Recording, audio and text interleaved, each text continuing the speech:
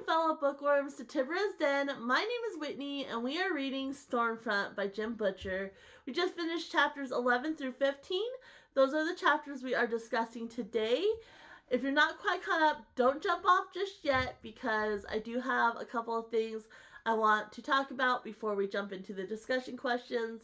But then, of course, feel free to jump off, get caught up, and then rejoin us once you are all caught up to participate in the discussion questions. And of course, if you haven't started reading it, it is never too late to pick it up and go ahead and get it. There's links in the description below where you can get this book, and then join us as you read each set of chapters. But before we get into discussing this, hopefully you saw last Wednesday's video. I announced the book of the month for September. I also discussed that we are going to continue the Dresden Files on Saturdays and read them, break down the chapters like we have been, and that's going to start in September after we finish Stormfront. We're going to go ahead and start with the next book, which is Full Moon, of course. But in addition to that, I am also going to start doing weekly reads, and the first one we started, which was last week, we started it right away after I put that video out, and I also announced it over on my website on my blog post. And that way you had time to pick it up. So hopefully you're on my website as well. You're following me there. But we read Stephen King's Carrie. There's still a couple days. I'm going to talk about this on this Wednesday and kind of my thoughts on the whole book and some key points that I think are really important to talk about. But I know most people are familiar with Carrie, either the movie or the book or just the story itself, because so many people talk about it. And I had never read the book, and I'm really glad I did. So if you have never read the book, definitely please do so. And then join us on Wednesday to kind of get my thoughts on it for sure. And then today, on Mondays, I'm going to now go ahead and introduce the weekly reads on Mondays before I jump into the discussion questions for this Monday, because I want to try to get a little bit ahead so that way you guys have time to pick up the books. I'm going to go ahead and introduce the next two weekly reads. So starting this Wednesday, the 18th, we are going to read Demon Seed by Dean Koontz. I did pick this book because of my sister, even though she doesn't really like Dean Koontz. I kind of talked about that on Wednesday's video. But we're going to start this, like I said, the 18th, which is this Wednesday, and read it throughout the week. And then I'll discuss it on Wednesday, the 25th of August. So I'm going to go ahead and read the synopsis just so you kind of have an idea of what it's about. And it says, Susan Harris lived in self-imposed seclusion in a mansion featuring numerous automated systems controlled by a state-of-the-art computer. Every comfort was provided, and in this often unsafe world of ours, her security was absolute. But now her security system has been breached, her sanctuary from the outside world violated by an insidious artificial intelligence, which has taken control of her house. In the privacy of her own home and against her will, Susan will experience an inconceivable act of terror. She will become the object of the ultimate computer's consuming obsession to learn everything there is to know about the flesh. Demon Seed. And so I kind of chose this book. One, I chose the author because of my sister, but I chose this one in particular because it was a shorter read, and I am going to try to keep our weekly reads below 400 pages. That way it makes it a little bit easier to read it, in addition to, the other books we have going on. But I chose Demon Seed because I just watched The Net with Sandra Bullock, which is obviously an older one, and it's about, computers, and she kind of gets her whole identity taken over and stolen. And so I thought, that would be fun. When I read the synopsis for this, I was like, yes, I want to read that one. And it's just interesting, how, back then when computers were still relatively new, like we were still fascinated with what they could potentially do. And we're still just as fascinated with what, technology can do nowadays as well, or can do in the future, and how they can potentially take over our lives. So really excited to read this one. And then on August 25th, we will start reading Anne McCaffrey's Freedom's Ransom. And I chose her because she ties back into my childhood, not anything tied to my sister, but just my childhood in general. And then this one is actually my husband's book, and I've never read it. And it is shorter, and so I thought it would be a good one to read, and I'll go ahead and read the synopsis on this one as well. And excuse me if I mispronounce any of the words. I'm not very good at pronunciation. So finally, Botany is free. The colonists of Freedom's Landing, who were dropped on this world as terrified slaves of the alien Kateni, have become an independent people. They raise their own food, make their own clothes, dispense justice when necessary, and care for an ever increasing number of children. They've even found themselves in a position to help the survivors of Earth and Berevi, worlds battered by Kateni raids until natural resources are in desperately short supply. To a hungry man on Earth, a roasted botany rock squat makes a fine meal, no matter how funny looking he might once have found the little bird. But botany can't provide everything. Solar cells, communication equipment, spare tires, even the simplest battery, all of this technology is required if this is to become a fully functioning world, and none of it is easy to make. Chris Borgensen and her beloved Zanal know that the warehouses of Berevi are full of the things they need, all looted from Earth during the war. But the Berevi merchants won't just give it back. Some kind of interstellar trade must be developed. The oddest commodities turn out to be the ones that work. For some reason, the fierce Kateni become easily addicted to a good cup of coffee and are prepared to do a great deal to get it. And the colonists discovered the Kateni have their own kinds of vanity, which, like all vanities, can be catered to at a high price. Quick thinking and the willingness to do whatever it takes are the colonists' tactics as they work to position their little world as an equal partner among the interstellar powers. So, um, that one sounded really interesting too, and so I'm excited to read it. And I will leave links in the description below of where you can pick both of these up. And then, of course, like I said, if you haven't already read Carrie, I definitely hope you will do so, and then join me on Wednesday as I discuss it. So let's go ahead and jump right into the discussion questions now.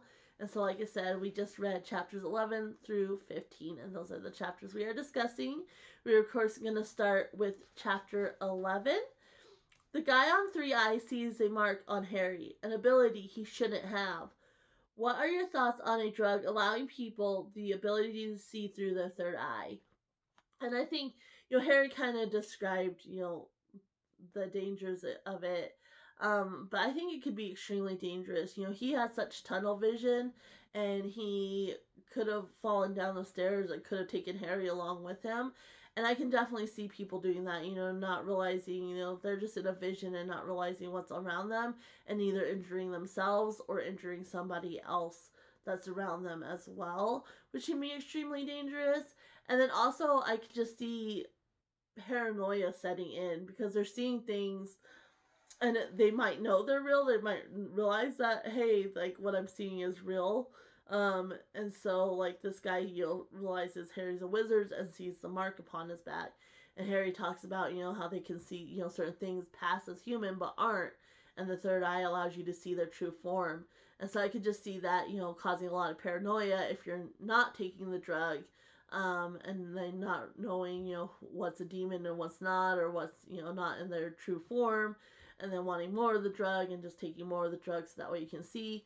And if they mix it with other drugs that maybe cause hallucinations, not knowing what's real and what's not, like, I can just see it being a huge mess and not fully understanding the third eye too. Like Harry says, even wizards, can go mad if they don't learn how to control that. And so I think that can definitely be extremely dangerous for whoever's taking that drug for sure, and those around them as well.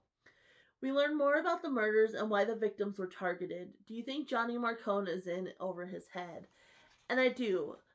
Especially if he doesn't know about the magical component. Obviously that's a big danger to him and his crew. But if he does know about the magical component and he still thinks he, is on par with whoever these people are, and can maybe gain control, I think he definitely is going to be a little bit overly confident, and I think he is just in over his head. Like, he has no clue what he's actually dealing with. And even if he does, like, I don't think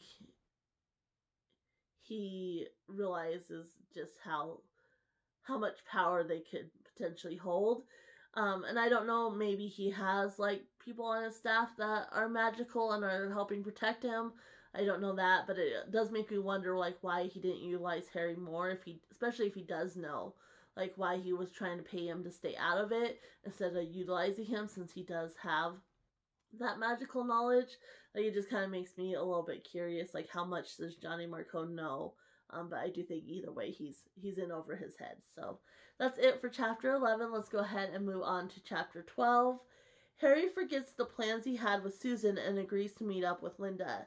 Even if he hadn't forgotten about his original date, do you think he still would have agreed to meet up with Linda? And I do think he would have, because Linda was very reluctant to talk to him initially, and now she's calling him up, offering information. And I don't think he would have been able to pass up that opportunity. And so I think even if he hadn't completely forgotten about Susan, I still think he probably would have canceled those plans to meet up with Linda, because, like I said, he needs that information, and he wouldn't have been able to pass up that opportunity for sure. So Monica tells Harry she no longer wants his services. Why do you think this is? And there was a couple things that made me think that maybe Victor Sells is back, and that's kind of why I think, he's back. I don't need your services anymore. My husband's found, even though she didn't flat out say that. She was kind of being cagey, and I think maybe, he doesn't want, Harry to know. Like, I don't know how much he knows. But maybe he doesn't want anybody to know he's back. And so she's still kind of having to keep it on the down low.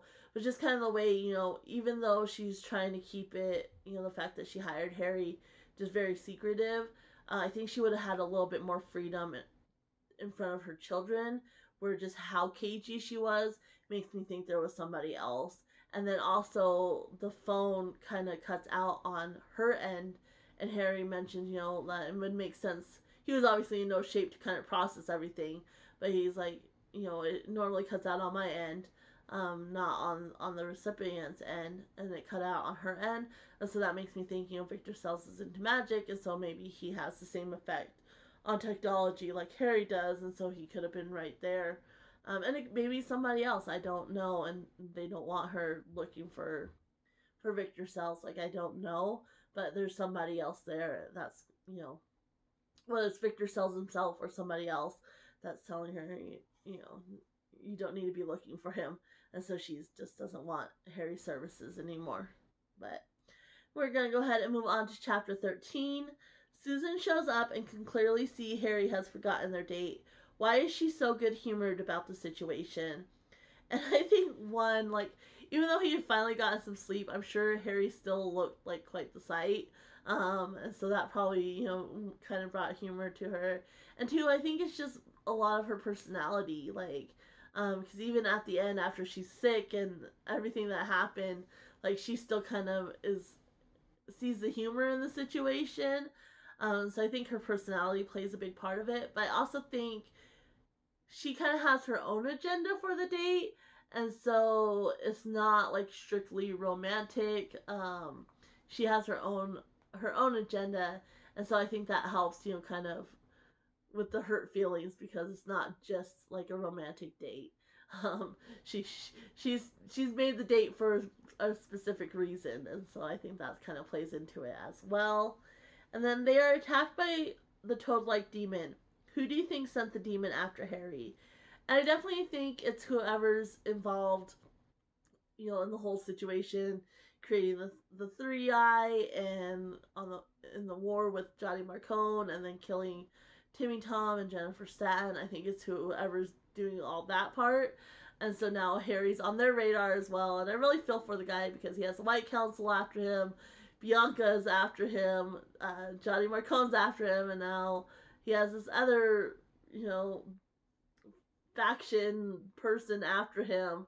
And then later on, the police, he kind of botches his relationship with them. And so he just has everybody coming at him from all sides, and he's having to deal with quite a lot. But that's who I definitely think, and he kind of points us to it, when he's talking to the hologram, which we're going to talk about a little bit more here in a second. But he kind of points us in that direction too. So, And then we are on to chapter 14. Harry really kept his wits about him with everything that was going on. What are your thoughts on how he handled himself throughout this chapter?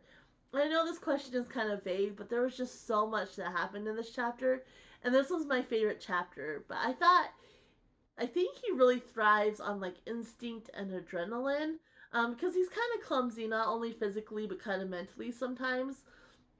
And I think or socially, and I think with this, like he was just on riding on adrenaline and his instincts, like, and he really thrived with it. Like he was able to not only go with instincts but also think through the situations like in a fast pace. And so he had to deal with Susan, and she drank the love potion, and then she gets sick because she combines potion, and trying to stay in the circle, and then trying to negotiate with Bob for help. But he wants to be released for 24 hours, and like trying to negotiate that whole situation, like dealing with the toad, and then he's out in the storm and he's trying to get to safety, but Susan's sick, and then you have this holographic figure that's you're dead, Dresden, and calling the demon for because they escaped the demon, but now this thing's calling, and he's having to deal with that and the storm and this demon coming at him, and not able to get Susan to safety, and having to figure out how he can harness enough power to take on this demon and not kill himself along with it. And so there's just a lot going on, and obviously he was able to handle that. And so this whole chapter was definitely my favorite so far, and I really enjoyed how it was written, the pacing of it, the descriptions. Like it was really really good, and it really drew me in. And just Harry himself, like he really, you see that power. I mentioned before that I thought some of the other factions kind of feared Harry because he does have a power in his own right, and you kind of see that here. You see his power for sure. So I really enjoyed that chapter, but I would love to know your thoughts. And then Morgan thinks Harry summoned the demon and has called the White Council to convene. What argument does he have that supports Harry summoning the demon? And so first off, he says that there was no one else there. It was just Harry, so nobody else could summon the demon. And I don't know if he was just blind. He was so focused on Harry, he didn't take in anything else going on, and so he didn't see like the holographic figure, or maybe because of the storm and he was maybe too far away, he didn't notice the holographic figure, and maybe because it was holographic, it didn't really leave like a big energy mark. Like I don't really know. But that's his argument, was there's nobody else around that could have summoned this demon, and so it had to be you. And then he says, I don't, he didn't say, but I don't know if it was him or Harry, but somebody kind of infers that, you could have lost control of the demon. Because Harry, I think, mentioned to like the figure that was talking to him and controlling the demon that, you can lose control of this demon and it could turn on you. And then I think Morgan kind of inferred that as well. That, and I could be saying that word completely wrong, so excuse me. But anyway, I think that was kind of his basis. Like, well, you were fighting it because it turned on you, and so you had to fight it so it didn't kill you. Essentially, was kind of his argument. Even though I think it's kind of a weak argument for sure, but. And then on to chapter 15. Murphy essentially blames Harry for Linda's death. Do you think she would have been a target anyway? And I do think she would have. I think even without Harry going to talk to her, she was probably already on whoever this person is, their radar. I think they had more knowledge of Tommy Tom and Jennifer Staten, because obviously they had to get pieces of hair or fingernails or whatever to do the spell that they did. And so they probably knew about Linda Randall, or they were probably maybe possibly able to talk to Bianca and make that tie. Like, I don't know. But I do think they would have already known about Linda Randall. And even if they didn't, and even if Harry didn't go talk to her and he went and talked to the police and told Murphy about her, and then Murphy went to talk to her, that would have put her on the radar. And taking all of that out, and just letting the situation played out, she probably would have died anyway, because if she had gone to Harry's, the toad-like demon was there and probably would have killed her. So I think either way she would have died, but just the ties to everything, I think that whoever killed her would have already known about her, and so I don't think Murphy blaming Harry is very fair in that instance. And then Harry lies to Murphy, not only compromising his position as a consultant, but also their relationship. Did he make the right choice? And I'm kind of on the fence about this one. Like, on one hand, I think he did make the right choice.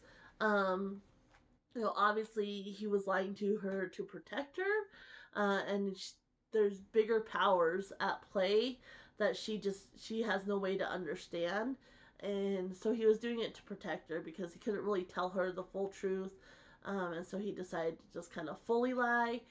But on the same hand, I think he doesn't give her enough credit. I think he probably could have given enough of a partial truth to kind of let her in on what was going on while not putting her at risk or putting her, at a lesser risk.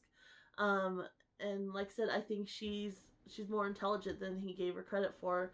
And so if he had told her what was at stake with her knowing, I think, yeah, she might not have been happy about it, but I don't think it would have quite turned out the way it did. So I think, it could have been handled a little bit different and he could have given her more information than he did, I think. But that is it for those chapters. I really hope you enjoyed them as much as I did. We are going to be reading chapters 16 through 20 this week, and we will discuss those next Monday, and I will also announce the next weekly read. So definitely make sure you check that out.